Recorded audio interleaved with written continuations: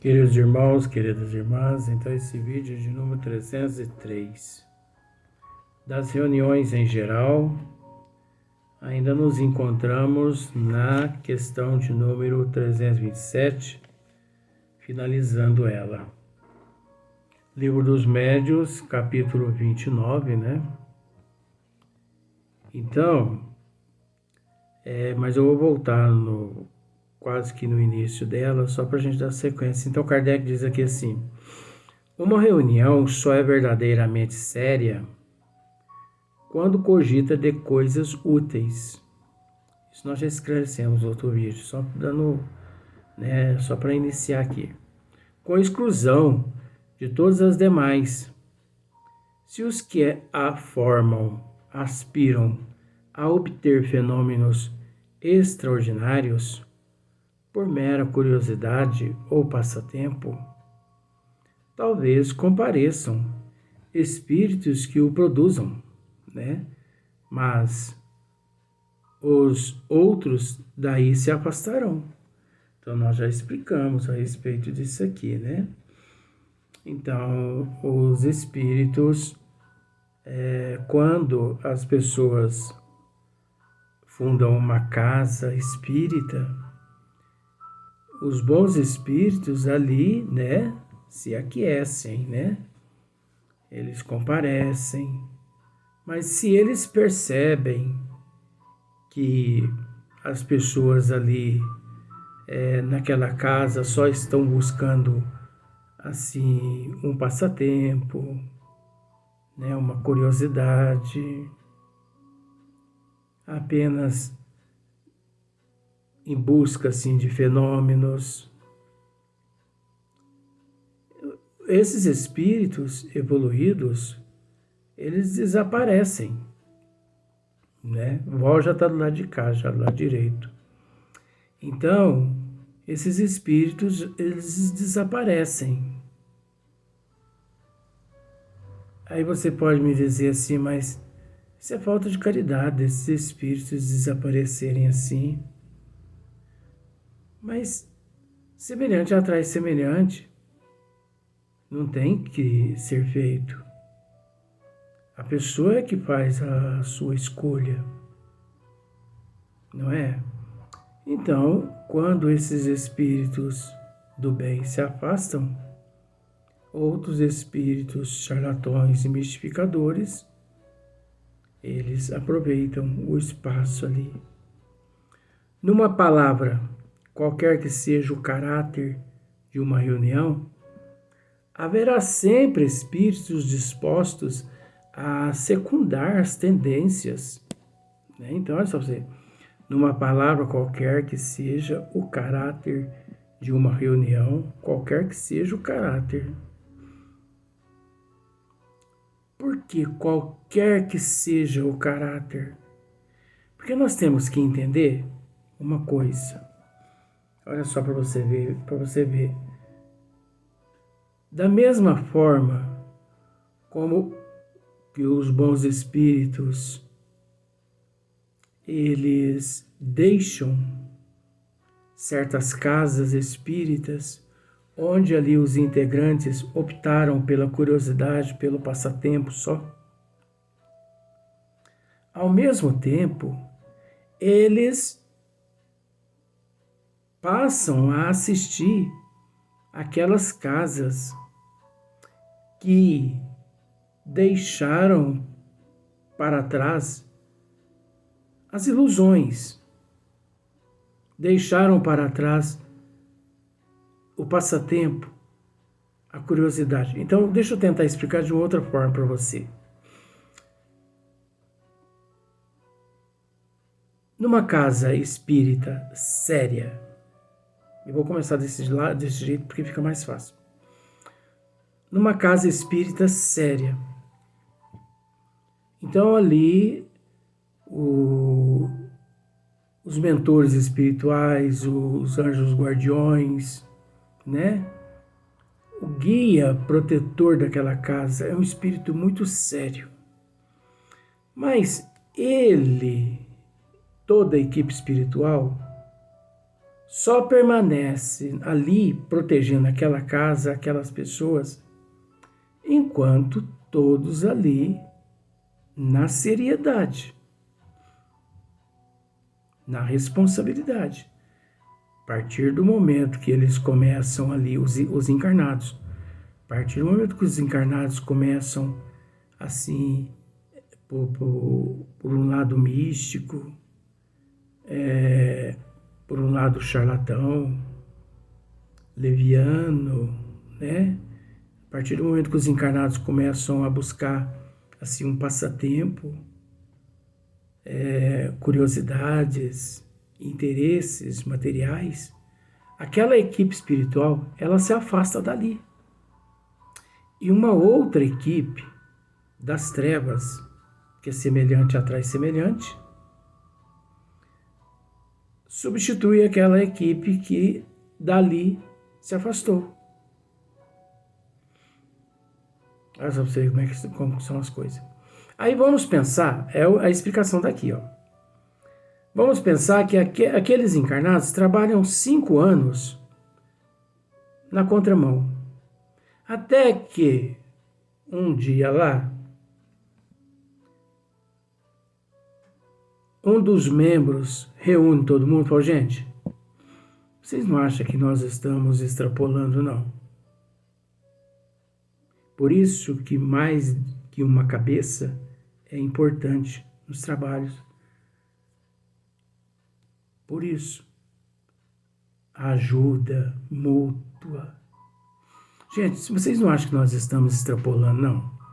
Não condiz com a doutrina dos espíritos o que nós estamos fazendo aqui. Vamos parar com os trabalhos 100%, conforme nós estamos fazendo, e vamos começar do zero. Vamos sim. Aí todo mundo consente, todo mundo aceita. O que acontece? Os espíritos das trevas, aquela caravana de espíritos das trevas, aquela equipe das trevas, se afasta.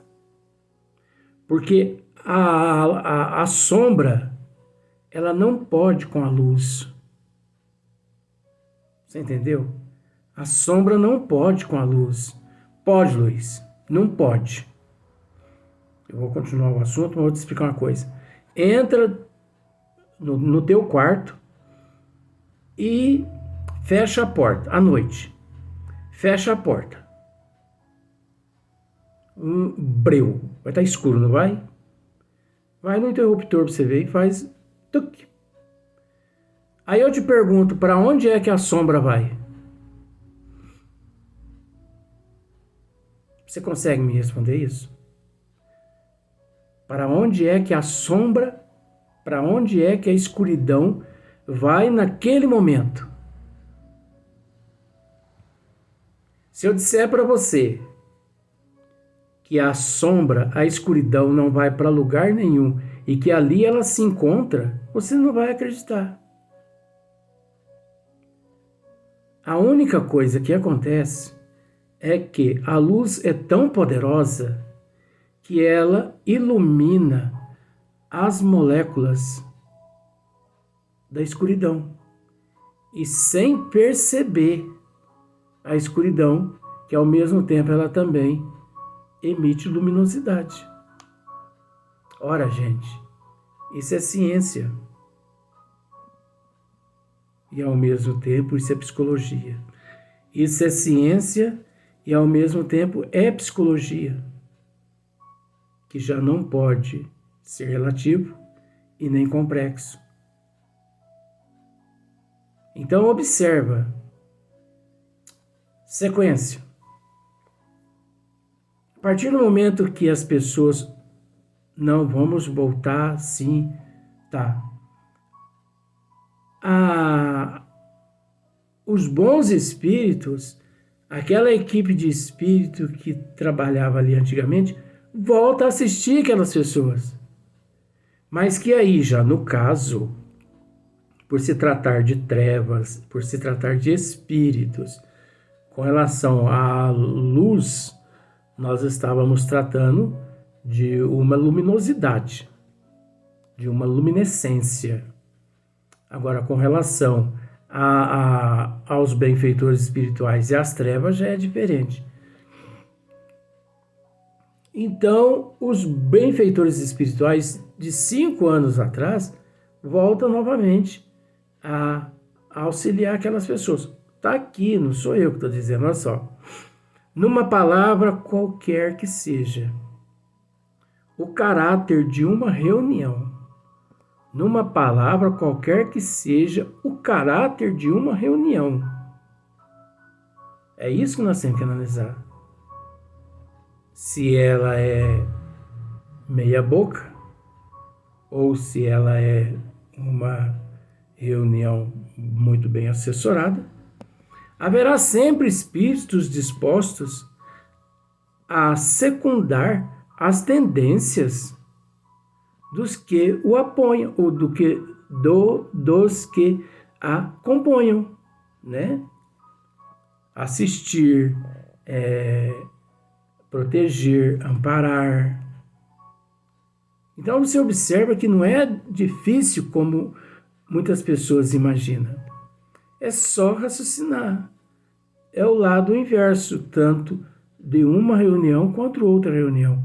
Assim, pois, afasta-se do seu objetivo toda reunião séria em que o ensino é substituído pelo divertimento. Toda reunião séria deixa de ser séria quando toda reunião séria que, voltando, assim pois, afasta-se do seu objetivo toda reunião séria, afasta do seu objetivo, né? Eu me perdi aqui. Assim, pois, afasta-se do seu objetivo toda reunião. É porque eu tenho que marcar com a caneta, eu não marco, eu tenho que marcar aqui.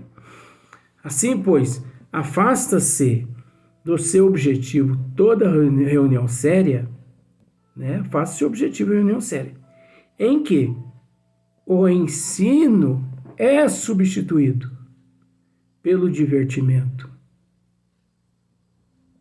Substituiu-se pelo divertimento? Não espere lograr êxito ali, porque você não vai lograr êxito nenhum. Você vai sair muito prejudicado no final das contas. As manifestações físicas, como dissemos, têm sua utilidade. Então, as manifestações físicas, como dissemos, têm sua utilidade. Vão às sessões experimentais os que queiram ver. Então, vão às sessões experimentais, né? Os que queiram ver. Vão às reuniões de estudos os que queiram compreender. Não é verdade? Vai às reuniões experimentais os que querem ver e também vão às reuniões de estudos os que queiram compreender. Só que isso aí é o relativo. É desse modo que uns e outros lograrão completar sua instrução espírita, tal qual fazem os que estudam medicina, os quais vão uns ao curso, outros às clínicas. Então, mesmo no relativo, a gente entende que, infelizmente, devido ao nosso nível evolutivo ainda não ser lá aquelas coisas, é assim que tem que ser aqui na Terra. Não adianta você querer atropelar. Porque se você atropela, aí nem uma coisa e nem outra. Porque a gente sabe que encarar o espiritismo sério não é para qualquer um. Não é para qualquer um. Encarar o espiritismo sério. Por que não é para qualquer um? Faz parte do assunto aqui. Por que não é para qualquer um? Porque o espiritismo sério não é que ele exige da pessoa, mas a pessoa, ao mesmo tempo, adquire conhecimento que lhe diz assim, mais ou menos, aquele que mais conhecimento tem, muito mais ele será cobrado. E Jesus também, ele se lembra daquelas frases de Jesus: conhecereis a verdade, que a verdade vos libertará. Então, é inadmissível a pessoa que adquire conhecimento, que tem conhecimento e que continua extrapolando. O espiritismo sério não é para qualquer um, por causa da mudança, por causa da reforma íntima, por causa da transformação. E nós sabemos que em 100%, 99% da humanidade não estão assim lá tão interessadas na autoevangelização, na autotransformação íntima. 99% da humanidade, ela está de fato, sim, carente de Deus, de Jesus, da espiritualidade maior, mas ela não quer ter trabalho nenhum em se reformar, em se transformar. Ela não quer ter trabalho. Ela está carente, necessitada, mas ela não quer trabalho nenhum. Ela não quer obrigação nenhuma, dever nenhum.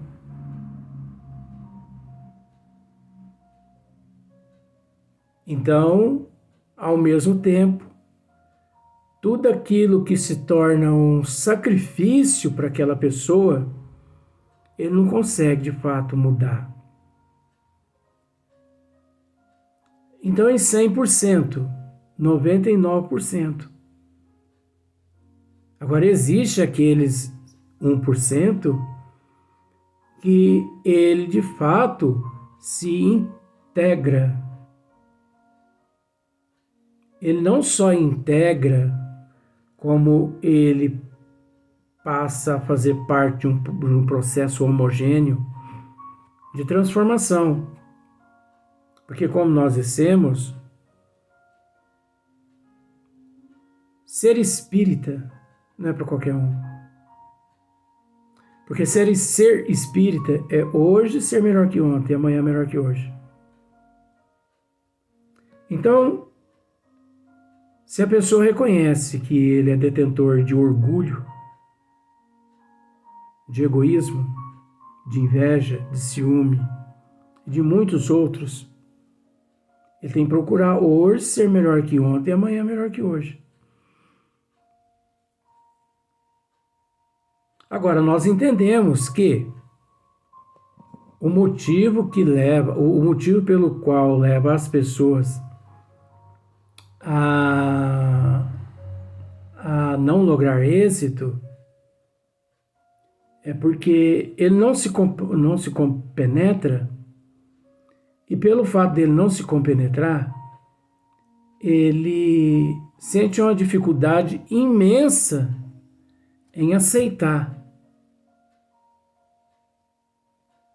E nós sabemos que todos aqueles que sentem uma dificuldade imensa em aceitar, é porque ele não se aceita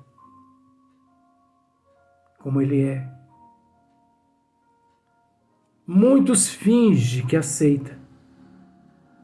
Muitos fingem que se aceitam. Mas não basta se aceitar. É preciso aceitar. Aceitar o outro.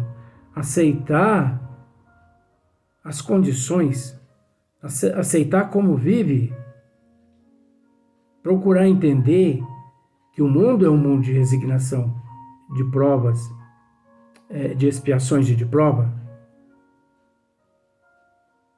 É preciso aceitar, porque se não aceita e se não se aceita, é o mesmo que um aluno que vai à sala de aula durante o ano todo e não aproveita as matérias. E no fim do ano, ele é reprovado. Agora, nós sabemos também que uma boa parte dos espíritos, das almas que se encontram aqui no corpo físico, passam por esse processo, que quando chegam no plano espiritual, são tidos como almas inacabadas, porque não souberam, enquanto no corpo físico, trabalhar estas questões. Então, é preciso separar o joio do trigo. Por isso que aqui no final, nós tivemos a oportunidade de dizer que esse processo ele é relativo. E também, por que não, complexo? Porque cada um é cada um. Até porque nós entendemos também que, infelizmente, por ser aqui um mundo de expiação e de provas, infelizmente, a maioria das almas que aqui no corpo se encontra, ele tem que aprender através da dor. Ele tem que aprender através do sofrimento. Infelizmente, aqui na Terra, ainda se aprende muito através do erro. Ainda se aprende muito através do erro. Mas por que existe essa necessidade de aprender através do erro? Devido à inferioridade dos espíritos, das almas que aqui se encontram. Porque nos mundos nos mundos sublimes, felizes, não existe essa necessidade. Tanto é que no Evangelho, mais ou menos assim está escrito, que a dor, o sofrimento, é uma bênção que Deus envia aos teus eleitos. Pode parecer que não, mas se nós pararmos para analisar até mesmo uma guerra entre um país e outro, muitos ensinamentos ali a humanidade pode colher. Porque ali tudo não passa-se de uma prova, de uma expiação daqueles espíritos, onde é necessário a resignação, a aceitação, a humildade, a paciência. E aqueles de fora da guerra também. Agora, quem aqui na Terra pode se dizer que encontra-se fora da guerra? Podemos, de fato, não estarmos guerreando com o outro, de punhal, de arma, mas nós nos encontramos 24 horas em guerra conosco mesmo. Não existe uma pessoa na face da Terra que não esteja em guerra consigo próprio. Até a criança, que é simbolicamente inofensiva, de 2, 3, 4 aninhos, ela está em guerra com ela mesma também. Mas como? Quando dói a boca do estômago dela, como se diz o ditado, ela fica louca da vida pelo alimento, pela mamadeira, pelo leite, com Nescau, com Toddy. Aquilo ali é uma guerra, porque ela está preocupada se ela vai conseguir ou não amamentar, se alimentar. É uma guerra interna. É uma guerra interna. Então nós vamos para o próximo vídeo. Mas dando sequência agora, o próximo vídeo é a questão 328.